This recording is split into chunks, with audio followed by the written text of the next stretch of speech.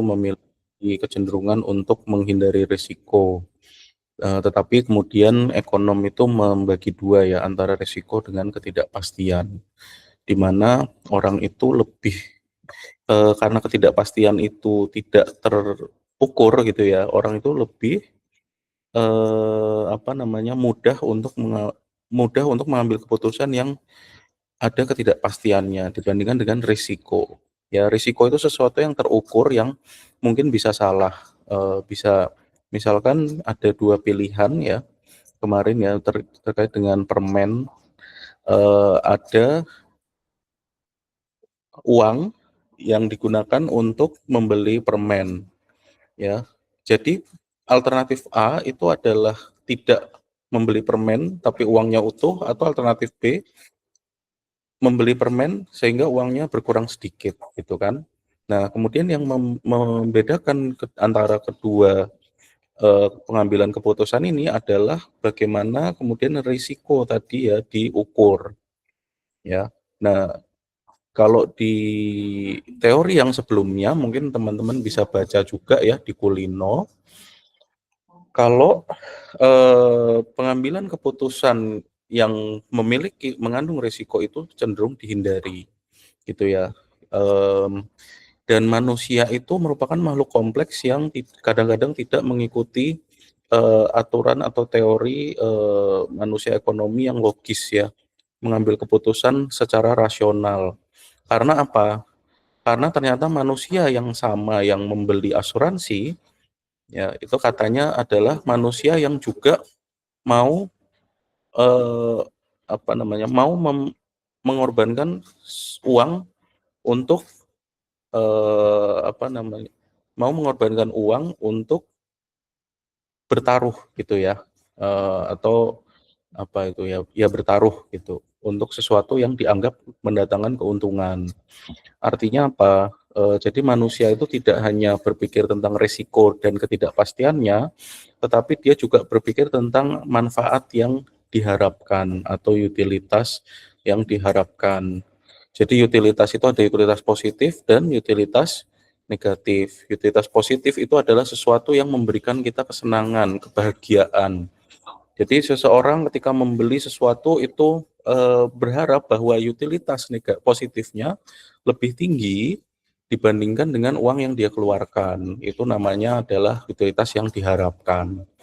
Nah, perkara orang yang membeli asuransi dan orang yang sama dengan orang yang bertaruh itu karena mereka mempersepsikan risiko secara berbeda.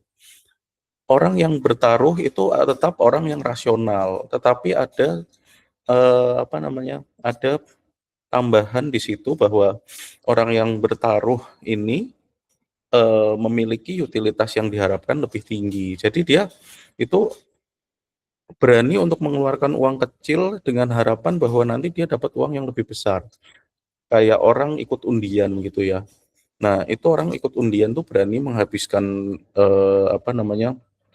jumlah yang cukup banyak dengan harapan bahwa nantinya dia akan mendapat keuntungan dari probabilitas. Misalkan kupon dapat mobil gitu ya.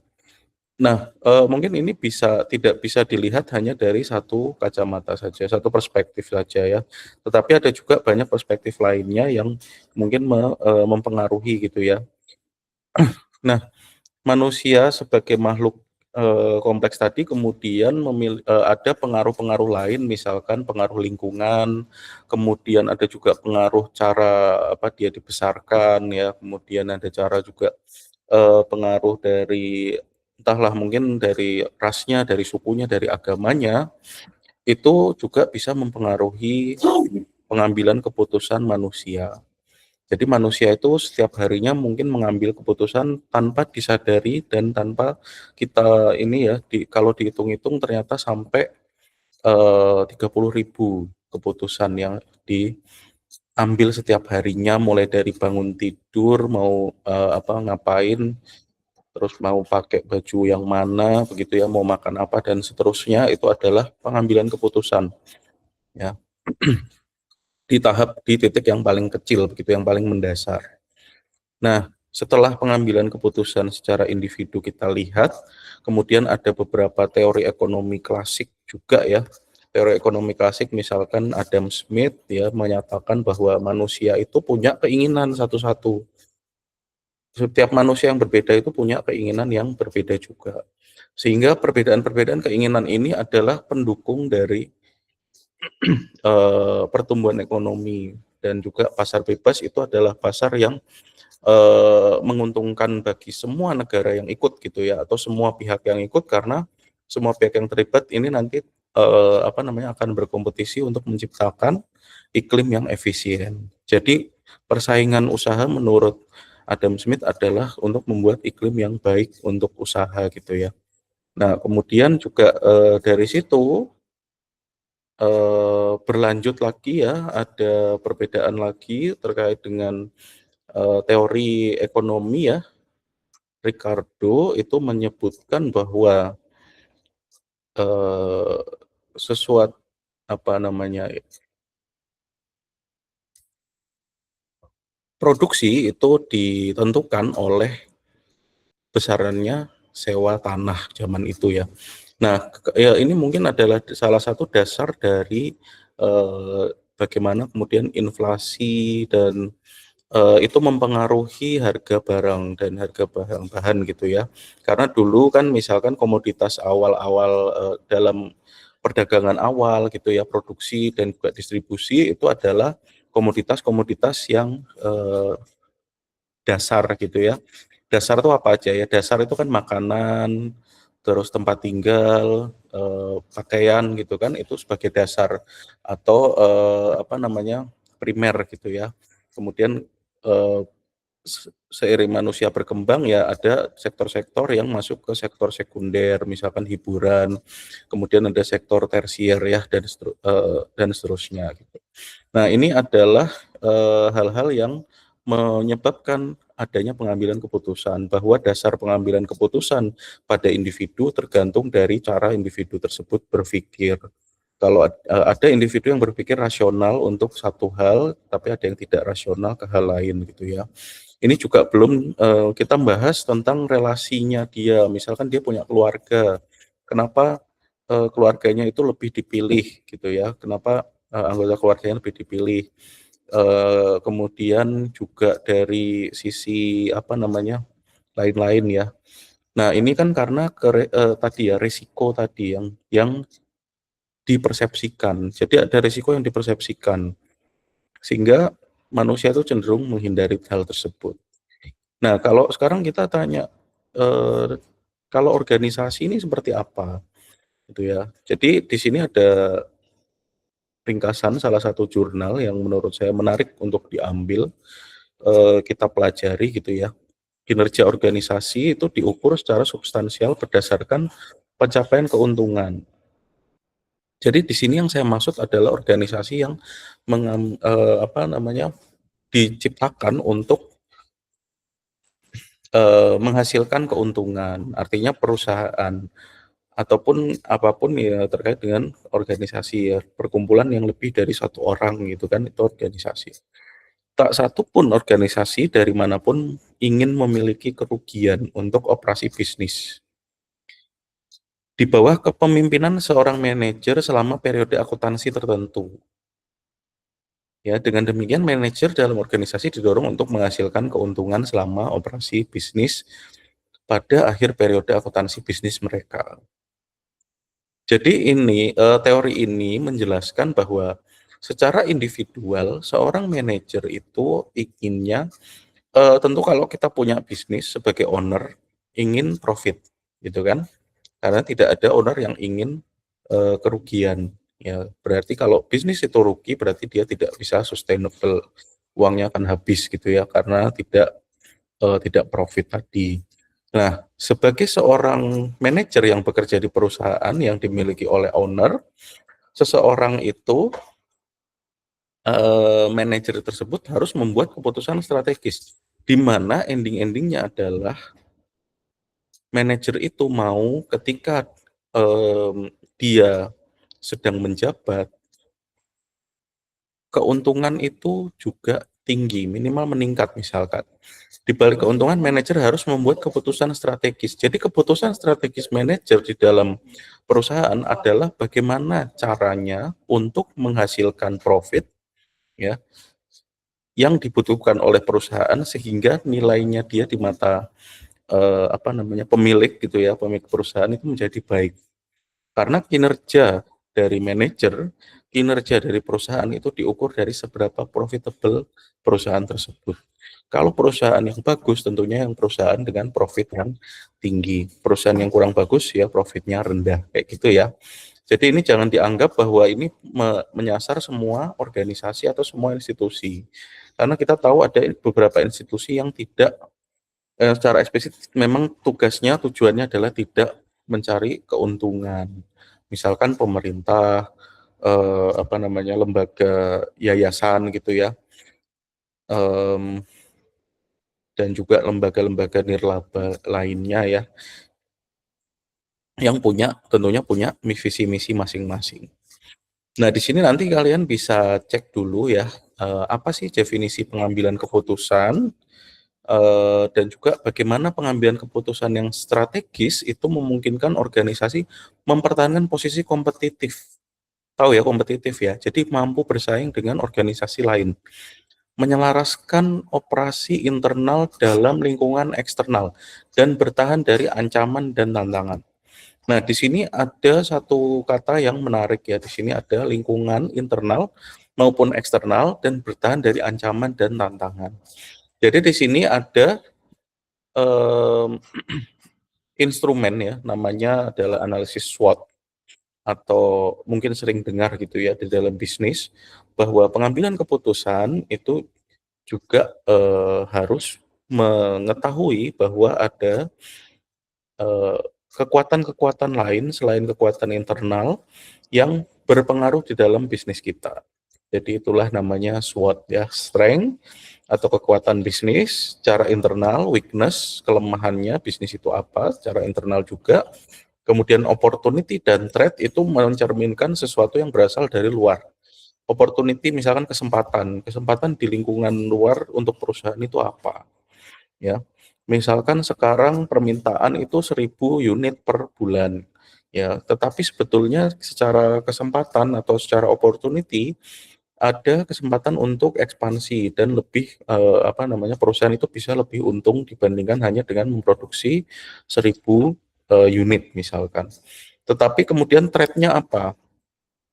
Ancaman yang terjadi apa? Misalkan ya ada persaingan, kemudian mungkin biaya bahan baku yang naik harganya, kemudian juga ada threat dari ancaman dari misalkan regulasi pemerintah yang tidak mendukung pengusaha, misal. Ada contohnya kalau untuk perusahaan rokok gitu ya, cukainya mau naik, berarti nanti dia harus berpikir bagaimana untuk profitable-nya itu berkurang kemungkinan besar, gitu ya, karena secara ekonomi gitu kan, ketika harga harga harga produk meningkat, maka pembelinya itu akan menurun gitu ya, kalau secara ekonomi seperti itu. Itu yang disebut dengan tangan tidak terlihatnya Adam Smith, invisible hand. Nah, di sini kemudian dijelaskan juga bahwa pengambilan keputusan di organisasi itu tidaklah sama dengan pengambilan keputusan individual. Jadi ada 5 fungsi manajemen yang disebutkan di sini, misalkan perencanaan, pengorganisasian, pelaksanaan ya atau komando, koordinasi dan pengendalian. Jadi ini yang kita sebut dengan POAC ya, atau macam-macam ya, ada yang bilangnya PPEPP atau kemudian ada yang lain-lain gitu ya. Intinya adalah planning, perencanaan, pengelolaan, pelaksanaan gitu kan, pengelolaan dan pelaksanaan. Kemudian ada yang namanya pelaksanaan juga tadi ya, pengendalian ya. Nah, sesuatu yang dilakukan oleh 5 fungsi manajemen ini di dalam organisasi dicerminkan bisa juga dalam input, proses dan juga output. seiring dengan pesatnya perkembangan organisasi, manajer harus berpikir untuk memanfaatkan semua peluang yang ada untuk menghilangkan ancaman yang dihadapi organisasi, ya. Misalkan, ya tadi ya, dari ancaman dari pesaingnya, begitu ya. Pesaing punya produk yang lebih bagus, harganya lebih murah, ya. Tetapi pesaing ini merupakan pemain baru. Ya tentunya kita punya lebih banyak, misalkan gini ya. Nah, dari branding misalkan ya, dari branding itu brand kita lebih baik dibandingkan dengan brand pesaing yang baru mulai masuk ke persaingan tersebut. Artinya, kemudian seorang manajer yang jadi misalkan manajer ini pindah ke perusahaan yang tadi ya, yang cenderung baru dibandingkan dengan perusahaan lamanya, misalkan seorang manajer sudah lama memegang brand yang udah terkenal lama gitulah. Kalau mau apa namanya, target itu merem aja, targetnya tercapai gitu ya. Nah, ini akan berbeda ketika dia pindah ke perusahaan yang memiliki, ekosistem yang baru. Ya misalkan tadi ya, dia baru tiga tahun gitu ya menggeluti suatu industri. Contoh yang sering saya pakai untuk, mencerminkan ini adalah di industri otomotif ya di Indonesia ini.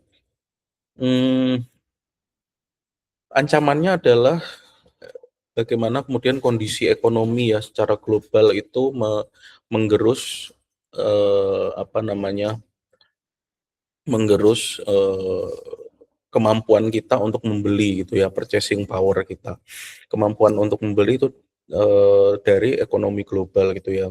Bagaimana kemudian peningkatan-peningkatan terhadap, harga-harga di pasaran gitu ya, untuk barang-barang pokok, itu selalu meningkat setiap tahunnya tanpa adanya peningkatan pendapatan yang signifikan. Nah, kemudian sebagai produsen mobil itu kan dia harus berpikir ya, bagaimana supaya saya, mampu bertahan di industri tersebut. Ini manajer yang, apa namanya, misalkan kalau di industri otomotif yang sudah lama itu misal Toyota gitu ya. Bagaimana kemudian Toyota ini mampu mendeliverkan nilainya itu, melalui apa misalkan. Berbeda dengan kemudian ada produsen-produsen dari Tiongkok, misalkan BYD gitu ya. Dia masuk ke Indonesia, kemudian, memperkenalkan Indonesia dengan inovasi baru, mobil listrik misalkan, yang harganya murah tetapi kualitasnya itu, dengan fitur yang banyak dan kualitasnya itu juga lumayan bagus gitu ya, yang mampu bersaing dengan produk dari Jepang misalkan.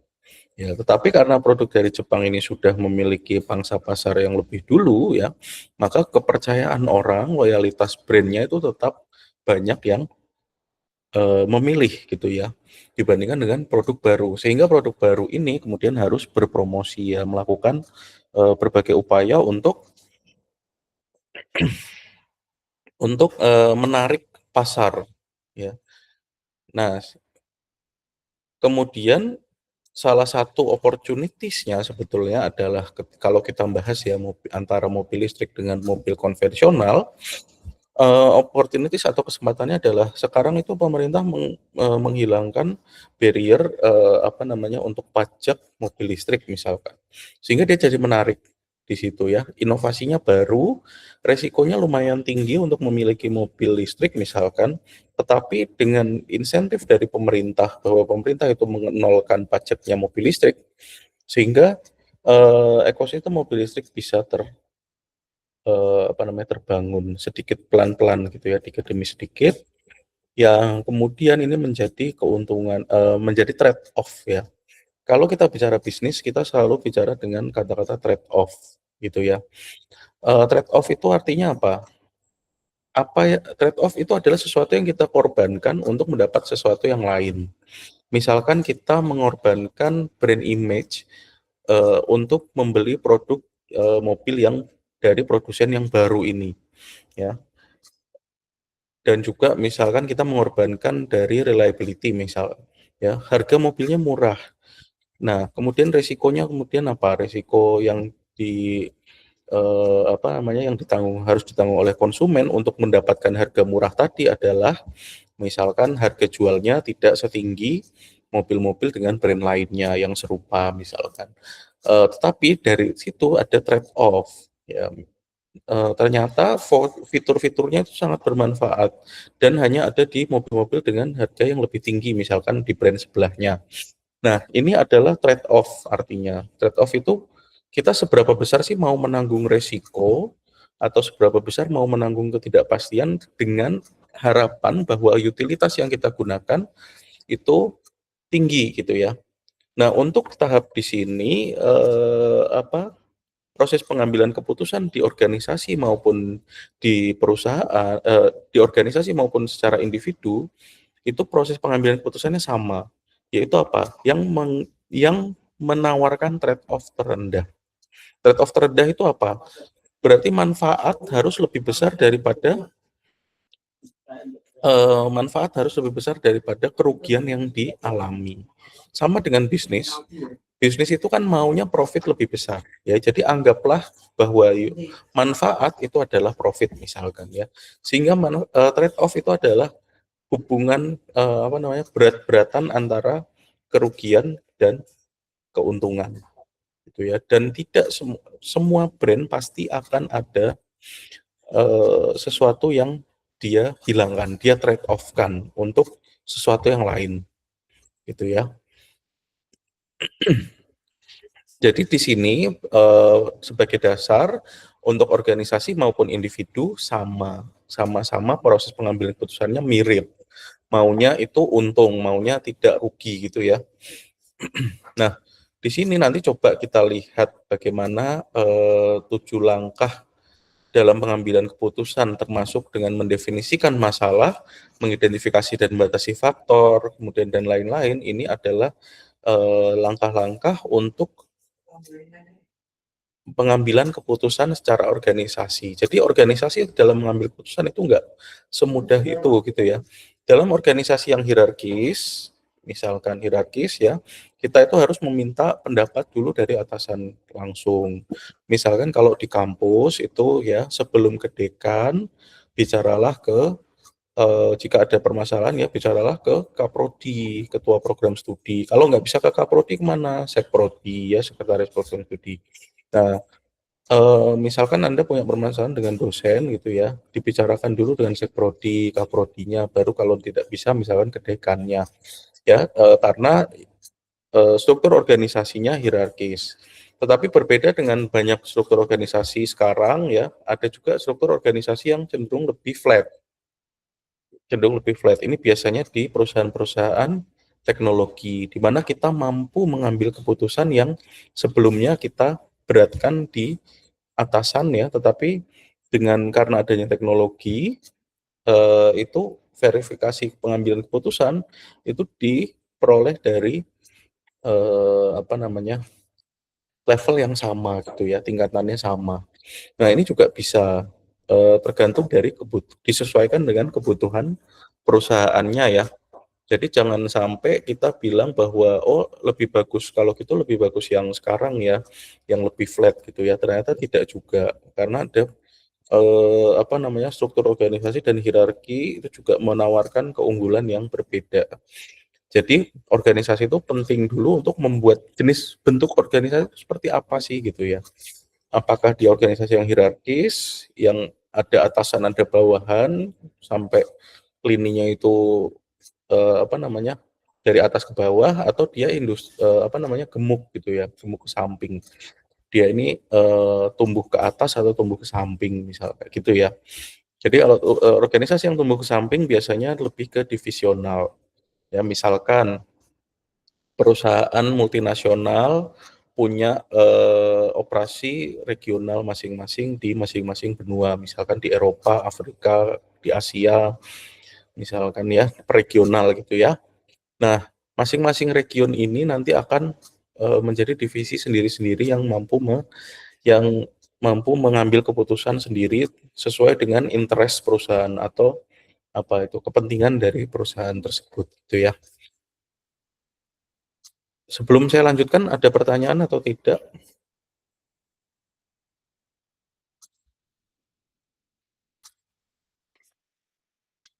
Belum ada ya? Jadi di sini memang kalau kita lihat ya, jurnal-jurnal yang dipakai itu sudah lama, tetapi saya rasa ini masih relevan sekali dengan sekarang gitu ya. Kinerja itu adalah cara organisasi melakukan sesuatu yang berhubungan dengan indikator kinerja keuangan. Maupun sekarang mulai saat ini ya sudah diterapkan bahwa indikator kinerja itu tidak hanya keuangan, tetapi juga misalkan kebahagiaan karyawannya gitu ya, atau bagaimana dampaknya dia terhadap lingkungan. Sekarang banyak sekali organisasi yang tidak hanya tidak menekankan kepentingan terhadap eh, profit secara umum ya, karena misalkan perusahaan yang sudah 100 tahun berdiri, dia udah profit terus gitu kan, sudah profitnya itu numpuk-numpuk gitu ya. Selama 100 tahun itu nggak pernah yang namanya rugi gitu ya. Akhirnya apa? Perusahaan ini juga mulai mencari sesuatu yang lain, yang kinerja lain gitu ya. Gimana sih ini pegawai saya sudah bahagia atau belum misalkan. Kemudian juga alam itu saya merusak alam atau tidak seperti itu ya. Itu tergantung dari biasanya adalah nilai-nilai yang dimiliki oleh pemilik perusahaannya itu. Ya, jadi budaya organisasi akan mengarah pada kinerja perusahaan. Ini nanti bisa dibaca ya. Mungkin saya tidak akan baca semuanya, ini saya hanya menceritakan saja untuk hal-hal yang menurut saya penting ya, ada kepentingannya di situ. Misalkan, oh ternyata organisasi dengan spiritualitas tempat kerja yang tinggi mengungguli perusahaan yang tidak memilikinya. Jadi organisasi yang di dalam tubuh organisasi tersebut ada kebaikan di situ ya, humanisme, integritas, keadilan, kebersamaan, rasa saling menghormati, tanggung jawab, dan kepercayaan itu di organisasi-organisasi yang seperti itu berdampak pada individu pekerja dan akan mengarah pada produktivitas yang lebih tinggi serta meningkatkan kinerja perusahaan. Ya, jadi kenapa sih kok ini nyambungnya apa sama teknik pengambilan keputusan? Jadi ketika kita mengambil keputusan, ada baiknya nilai-nilai tadi ya di tempat kerja itu harus harus diambil. Jangan sampai kemudian integritas kita hilang ketika kita bekerja, sehingga kemudian kita melakukan hal-hal yang tidak semestinya. Misalkan korupsi begitu ya.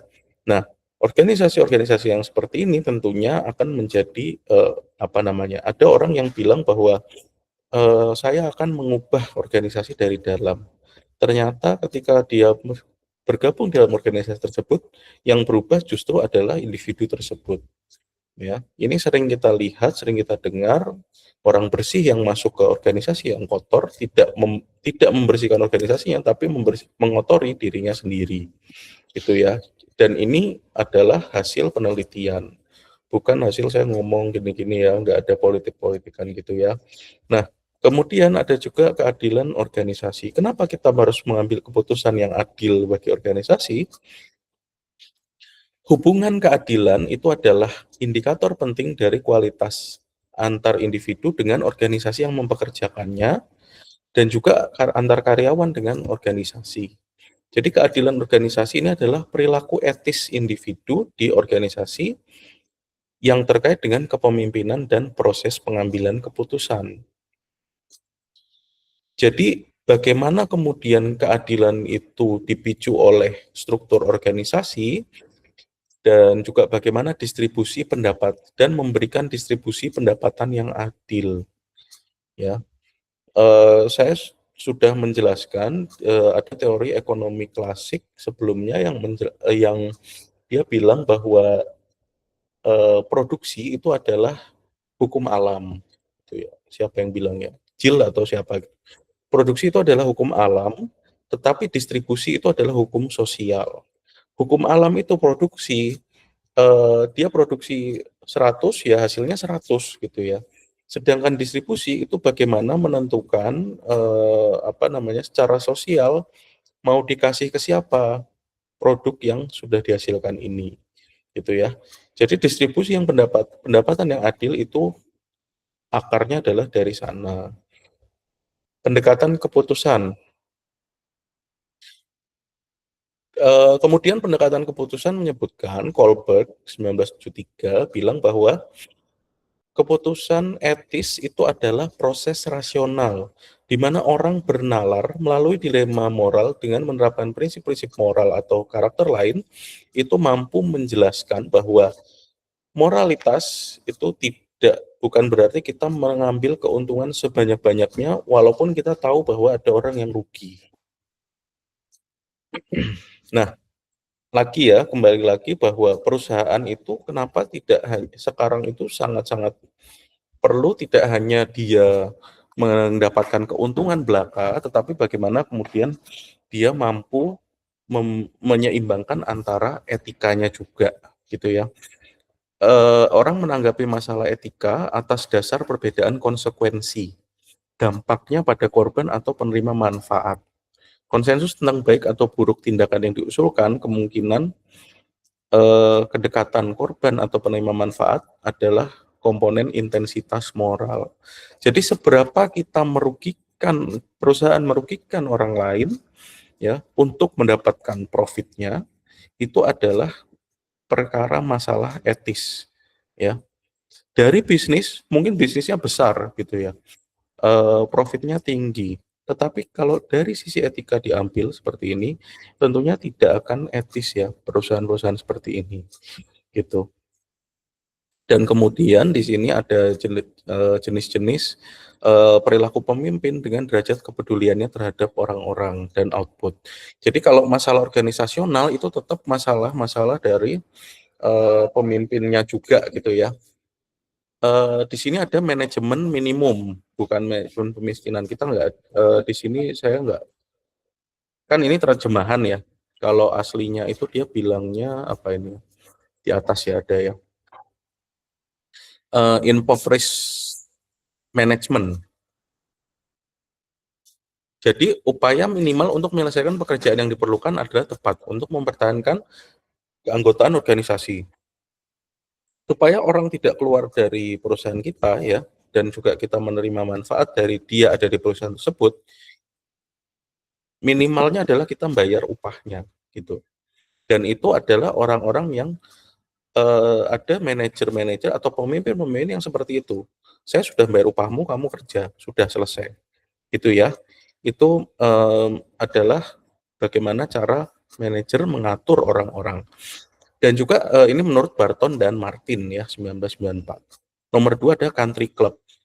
Jadi country club itu kalau mungkin pernah ya, country club itu adalah contohnya golf ya.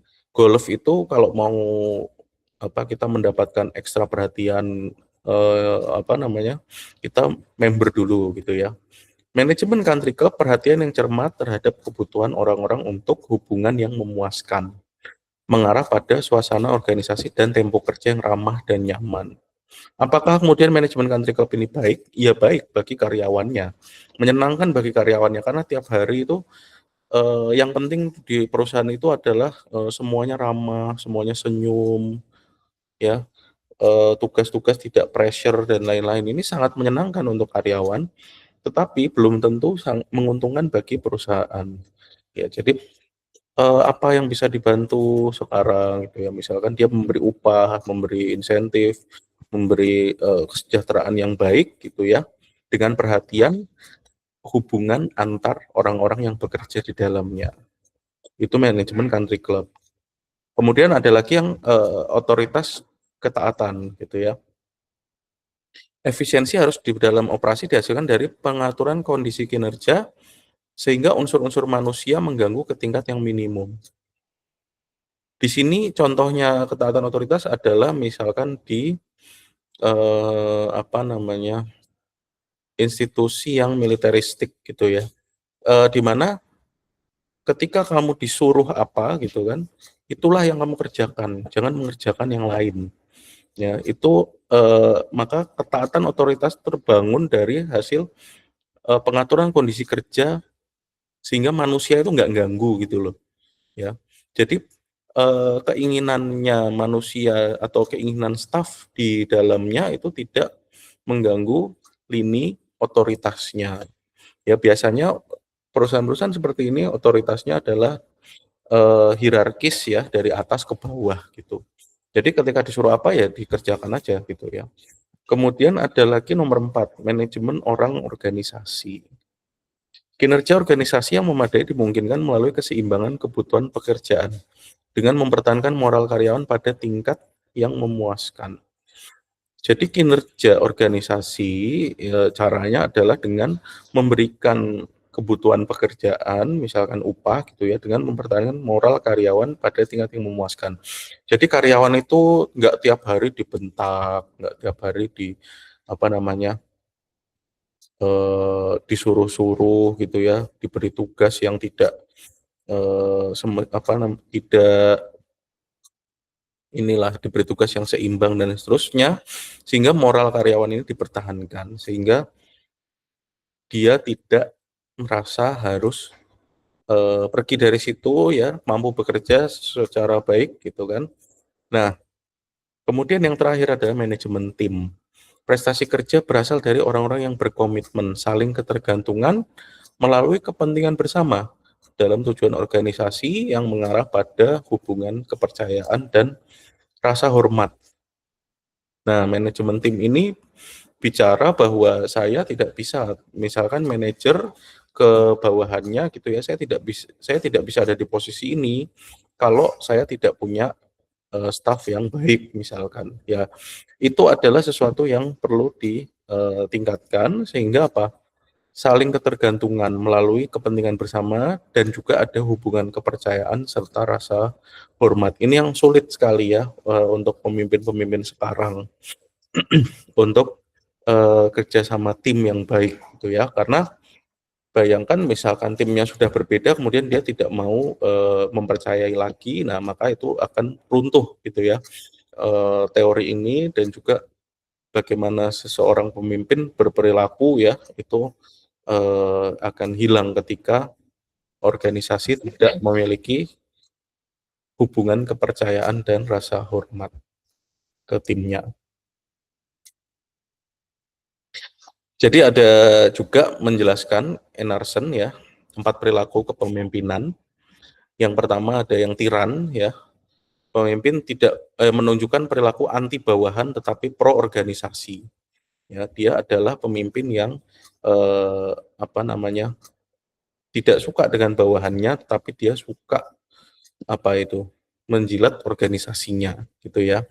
Nah, kemudian yang kedua, pemimpin adalah menunjukkan kepemimpinan sesat gitu ya. Pemimpin itu menunjukkan perilaku anti bawahan dan anti organisasi.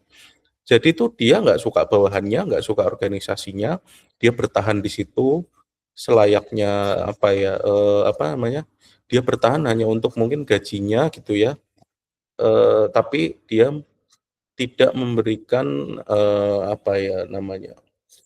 Kinerjanya gitu ya. Nah, ini kan kesesatan gitu. Jadi cuman muter-muter aja gitu ya. Nggak tahu visi misinya dan seterusnya itu adalah kepemimpinan yang sesat gitu ya. Kepemimpinan yang suportif tapi tidak loyal. Menunjukkan perilaku pro subordinat tetapi perilaku anti organisasi. Ini juga ada yang menarik bahwa ada pemimpin yang dia itu supporting ke anak buahnya gitu ya, pro subordinat. Ya, tetapi dia anti organisasi. Jadi anti organisasi itu maksudnya bukan kemudian dia melawan gitu ya, kemudian di demo organisasinya gitu enggak ya, tapi lebih ke bagaimana dia skeptis ya. Nah, skeptis terhadap organisasi itu juga karena ada suatu pengaruh kan. Ya, pengaruhnya apa gitu kan? Kenapa suatu organisasi itu bisa menciptakan orang yang anti organisasi tersebut? Karena dia sudah lama, misalkan dia sudah lama bekerja di organisasi itu, tapi selalu saja dikecewakan, dikecewakan, dikecewakan ya. Dan juga saat dia mau keluar, misalnya tidak bisa, tetapi akhirnya apa? Dia menjadi orang yang antipati terhadap organisasi. Ya, itu sering terjadi di berbagai perusahaan gitu ya. Jadi bukan berarti dia awalnya mungkin anti organisasi, tapi kemudian seiring berjalannya waktu dia dikecewakan oleh perusahaan sehingga menjadi anti organisasi. Ya. Nah, yang tentunya apa namanya paling paling berpengaruh ya, yang paling kita pilih gitu ya, tentu kepemimpinan yang konstruktif. Jadi pemimpin itu pro subordinatnya, pro sama bawahannya, dan pro organisasi. Ini menurut Emerson ya. Jadi keempat, kenapa kita mempelajari pemimpin, ada pimpinan ataupun bagaimana psikologis seseorang gitu ya. Itu karena apa? Tadi kita harus melihat dulu bahwa organisasi itu butuh profit dan juga seorang manusia itu akan cenderung meningkat apa? Akan cenderung memilih sesuatu yang menguntungkan bagi dirinya sendiri. Itu kan seperti cerminan dari organisasi ya, memilih sesuatu yang mendukung dirinya sendiri. Nah, untuk organisasi ini besok akan saya tambahkan dengan bagaimana pengambilan keputusan dipengaruhi oleh teknologi misalkan ya.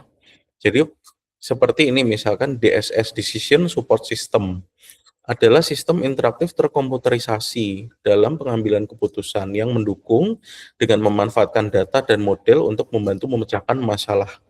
Sekarang bayangkan ke depannya nanti ya pengambilan keputusan tentunya akan dipengaruhi oleh teknologi. Salah satu yang paling berpengaruh itu AI ya, artificial intelligence. Nanti mungkin yang mengambil keputusan bukan direktur perusahaan lagi, bukan atasannya lagi ya. Jadi langsung ownernya bilang direktur kalian adalah AI gitu. Ya, kalian akan mengikuti sesuai instruksi supaya perusahaan efisien sesuai dengan input-input yang AI miliki gitu ya. Itu bisa terjadi. Nah, setelah ini nanti silakan dibaca lagi. Kemudian saya itu di apa namanya di minggu pertama saya memberikan penugasan diskusi kelas. Silakan diskusi kelasnya dibalas di situ ya. Nanti dan juga jangan lupa untuk presensi. Ada pertanyaan dulu sebelum saya akhiri ini karena ini sudah selesai ya. Nanti saya akan masukkan juga ke Kulino ya untuk materi hari ini.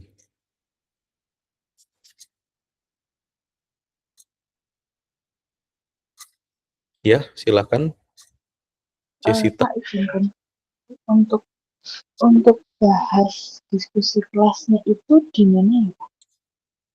Di ini kan 1164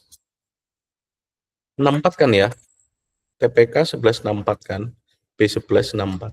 Itu saya sudah masukkan di diskusi kelas namanya. Minggu 1 teori pengambilan keputusan dan lain-lain itu, kemudian bahan ajarnya ada ringkasan, bawahnya penugasan, kuis. Itu baru Itu sih ya, kemarin di Kulino. Di Kulino minggu 1.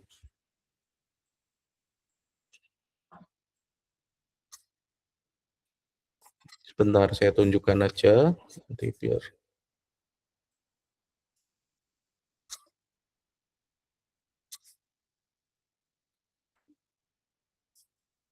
ini ya. Jadi ini Kulino. Nanti mungkin saya tambahkan lagi yang belum saya masukkan di sini. Nah, ini. Ya. Minggu 1 teori pengambilan keputusan, ekonomi klasik dan seterusnya. Kemudian di sini ada diskusi kelas, diklik aja terus nanti ada pertanyaan. Silahkan dijawab dulu antara resiko dan ketidakpastian. Menurut Anda, jadi baca dulu ya, mungkin baca ulang lagi kemarin apa sih teori ketidakpastian itu.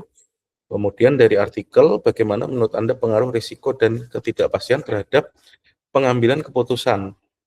Terus jawab aja mana yang lebih berpengaruh kira-kira ya dalam pengambilan keputusan saya misalkan.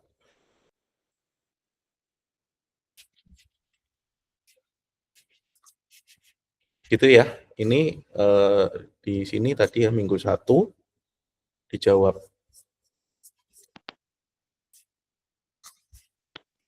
Jadi juga itu boleh selain menjawab saya misalkan nanti ada temannya yang punya statement kalian kurang setuju gitu bisa disanggah di sini ya, sama saja itu ya. Jadi misalkan di reply gitu ya. Menurut saya pandangan ini perlu tambahan apa berupa ya gitu-gitu ya. Intinya seperti itu ya. Seperti diskusi ya kalau bisa. Ada pertanyaan? Silakan.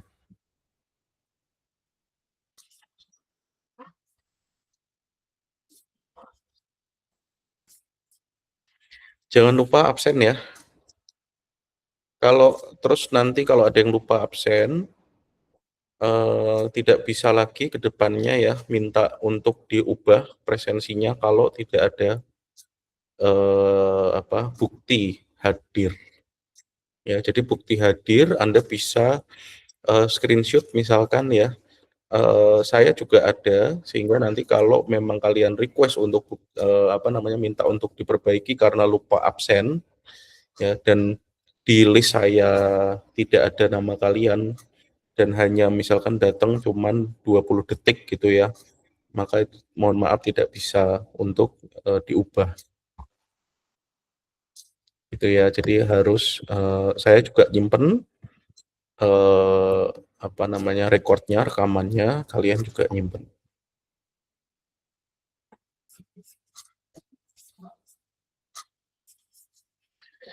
Oke, mungkin itu yang bisa saya sampaikan hari ini ya. Kalau tidak ada pertanyaan, nanti bisa diskusi juga di grup WA ya.